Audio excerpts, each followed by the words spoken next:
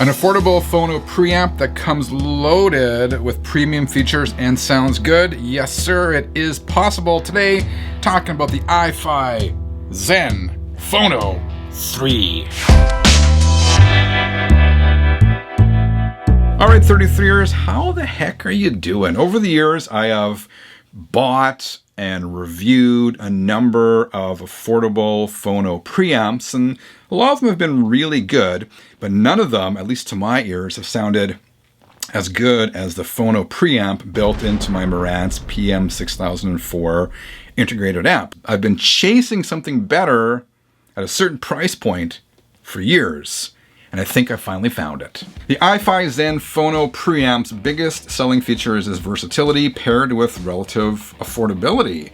Today's video, I'm unboxing and reviewing it.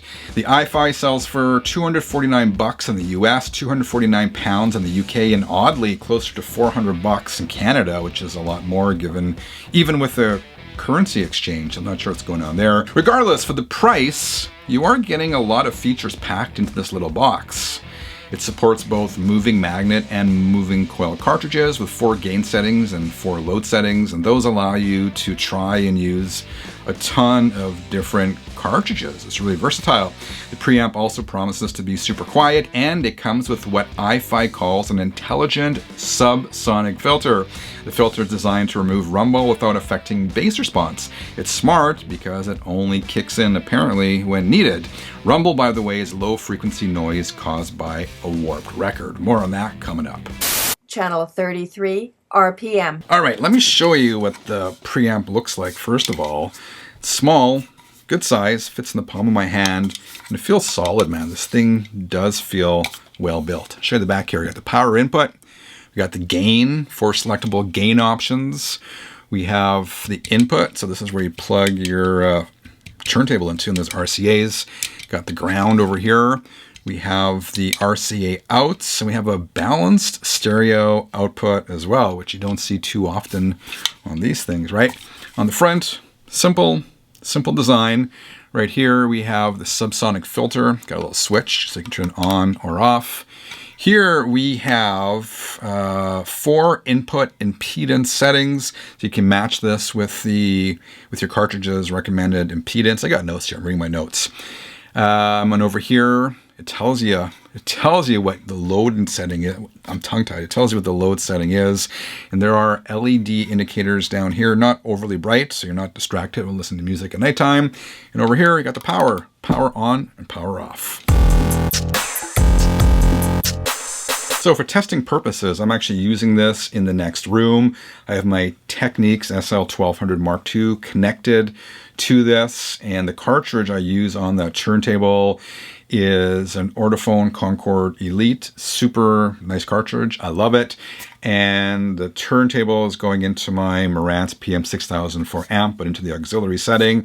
And the speakers I'm using for testing are Dolly Oberon 7s. I gotta say, I spent way too much time switching back and forth and doing A/B comparisons with the turntable going into the preamp and also going directly into the amp. And overall, I found the iFi preamp very easy to listen to. I made notes on it here.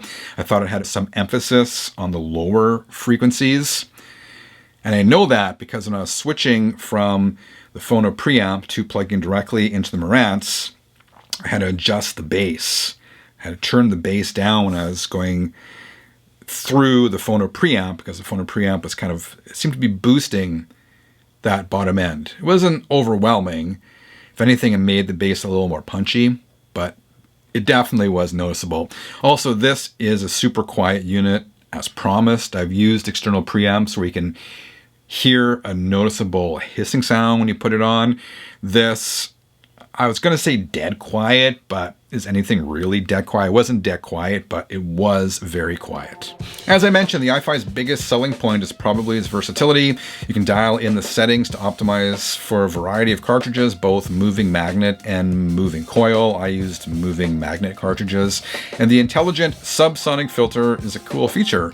Engaging this feature didn't audibly affect the sound, but if you have a warped record, it should remove the rumble. I had records with minor warps, but nothing significant enough to affect the listening experience, so I still left the subsonic filter on at all times. It would be kind of cool if a light went on telling you when the subsonic filter is automatically engaged. Out of curiosity, I'd like to know when it flips on and flips off, but whatever, it's a small gripe. So what's my bottom line? The iFi Zen hits that sweet spot between affordability, versatility, and sound. It's well engineered, well thought out, and well built. It's also pretty unique looking, which some folks will love and others will hate. For the average record collector like myself, with some decent mid-fi audio gear, this is probably the last phono preamp you'll ever need to buy. Alright, 33ers, do you use a phono preamp? Which one? What do you like about it? What don't you like about it? Let me know in the comments. Thank you for watching. Until next time, keep on spinning.